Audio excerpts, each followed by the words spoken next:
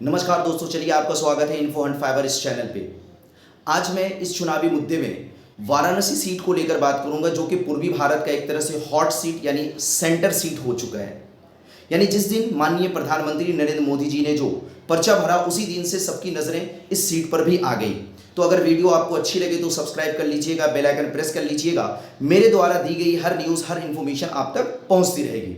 तो चलिए बात करते हैं इस बार 2024 के चुनाव में वाराणसी सीट का क्या हाल है।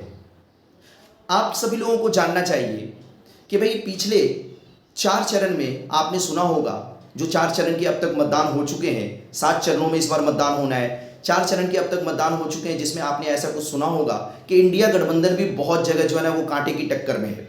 और 5वें चरण का चुनाव 20 तारीख को होना है, जिसमें जो है आप देखेंगे कि 49 सीटों पर मतदान होना है। फिर उसके बाद जो है ना 25 तारीख को छठे चरण में 57 सीटों पर मतदान होना है। फिर 1 जून को 7वें चरण में भी 57 सीटों पर मतदान होना है।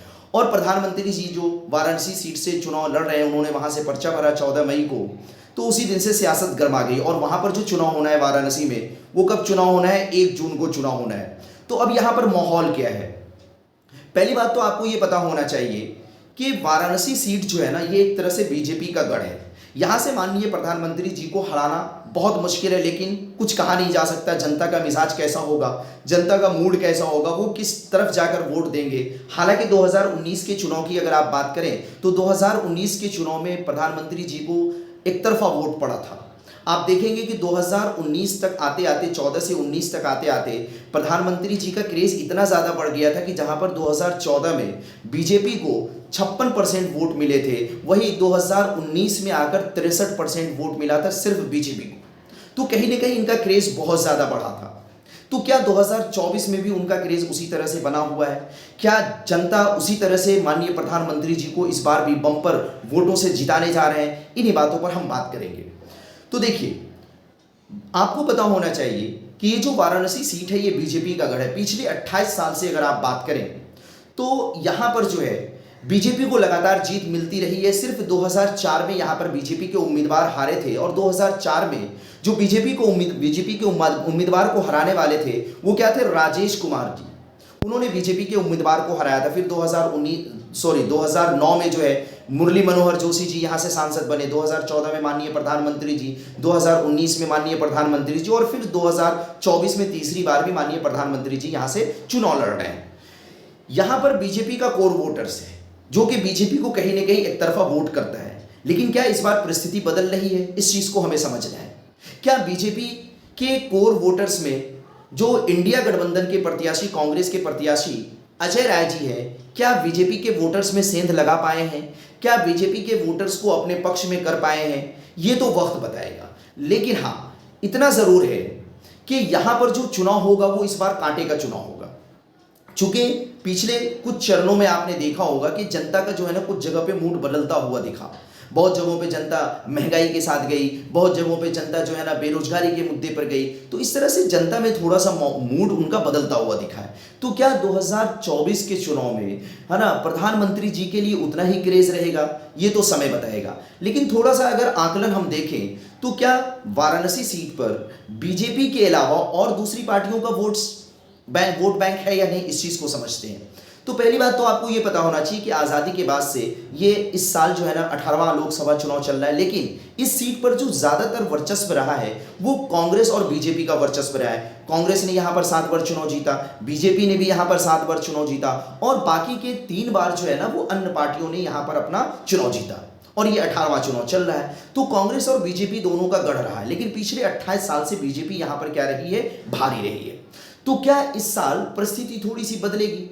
अगर आप 2009 के चुनाव की बात करें, जब जो है ना मुरली मनोहर जोशी जी जीते थे, तो उस समय बीजेपी को यहां पर जो है ना 30% वोट मिले थे। और उस साल जो है ना 17,000 वोट से मुरली मनोहर जी जोशी जीते थे। किसके मुकाबले में? बीएसपी के कैंडिडेट मुख्तार अंसारी के मुकाबले में। अगर 2014 की आप बात करें तो आपके अध्यक्ष अरविंद केजरीवाल जी जो है वो बीजेपी के खिलाफ चुनाव लड़ रहे थे, यानी बीजेपी के खिलाफ ताल ठोक रहे थे। और दूसरी तरफ माननीय प्रधानमंत्री जी चुनावी मैदान में थे, जिसमें कि आप कैंडिडेट जो अरविंद केजरीवाल जी जो उसके अध्यक्ष हैं, उनको 2 लाख वोट मिले थे। काफी एक बड़े मार्जिन से है ना माननीय प्रधानमंत्री जी जीते थे। माननीय प्रधानमंत्री जी को 5 लाख कुछ वोट मिला था 2014 में। ठीक है। अगर 2019 की आप बात करें तो 2019 में कांग्रेस के प्रत्याशी यही अजय राय जी थे जो इस बार भी चुनावी मैदान में है। तो इनको जो वोट मिले थे वो 1.5 लाख वोट मिले थे। सपा सपा कैंडिडेट को जो है ना 1,95,000 वोट मिले थे 2019 में, और माननीय प्रधानमंत्री जी को एक तरफा 6 लाख समथिंग वोट मिला था। वहां पर भी माननीय प्रधानमंत्री जी 2019 में बम्पर वोटों से जीत गए थे। लेकिन अगर सपा और आपके कांग्रेस जो कि इस बार गठबंधन में है, अगर इनके वोटर्स को भी जीत एक तरह से उनको जोड़ लिया जाए तो वोटर्स को जोड़ने के बाद आप क्या देखेंगे, 3.5 लाख वोटर्स इनके दिख रहे हैं, जबकि माननीय प्रधानमंत्री जी को 6 लाख वोट मिले थे 2019 में।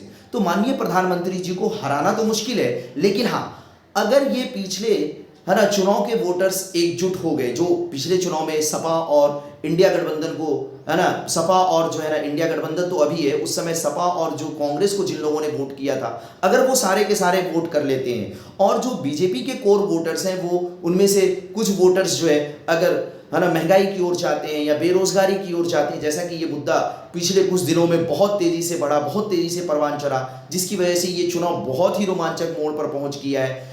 तो यहाँ पर इस सीट पर जो है ना कांटे के टक्कर आपको देखने को मिल सकता है ना, यहाँ पर कांटे का मुकाबला होने को देखा जा सकता है। ठीक है, खैर वो जब 4 तारीख को चुनावी नतीजे आएंगे तो वहां पर ये चीजें हमारे सामने आएंगी, हम लोग इससे रूबरू होंगे। लेकिन हाँ, इस बार जिस तरह से माहौल बदलता हुआ दिख रहा है, अभी आपने सुना होगा कि माननीय प्रधानमंत्री जी ने जो है भाषण में भी है ना इस तरह से कुछ कहा था कि जो है अगर इंडिया गठबंधन यानी इनकी सरकार बनती है तो 5 साल में 5 प्रधानमंत्री बनेंगे। तो कुछ इन बातों से भी ऐसा लग रहा है कि भाई हर जगह जो है ना कांटे की टक्कर चल रही है। तो ऐसा लग रहा है कि वाराणसी सीट पर भी कांटे की टक्कर हो सकती है। लेकिन हाँ, माननीय प्रधानमंत्री जी को हराना तो खैर बहुत मुश्किल है। अगर माननीय प्रधानमंत्री जी को अजय राय जी हरा देते तो समझिए एक चमत्कार ही होगा, क्योंकि पिछले चुनाव के नतीजों के आधार पर अगर आप देखेंगे तो माननीय प्रधानमंत्री जी को हराना क्या है, मुश्किल है। लेकिन हाँ, चुनाव जो है वो कांटे का होने वाला है, कांटे का टक्कर होगा, और इस चुनाव को एंजॉय करिए। और 4 जून को जब नतीजे आएंगे तो आप भी उस नतीजों से रूबरू होंगे और मैं भी उन नतीजों से रूबरू होऊंगा। देखते हैं कि भाई इस चुनावी मैदान में कौन आगे होता है। तब तक के लिए धन्यवाद, शुक्रिया सबको जुड़ने के लिए। अगर आपको वीडियो अच्छी लगी हो तो सब्सक्राइब कर लीजिएगा, बेल आइकन प्रेस कर लीजिएगा। मेरे द्वारा दी गई हर इन्फॉर्मेशन, हर न्यूज़ आप तक पहुंचती रहेगी। Okay, thank you. आपका दिन मंगलमय हो।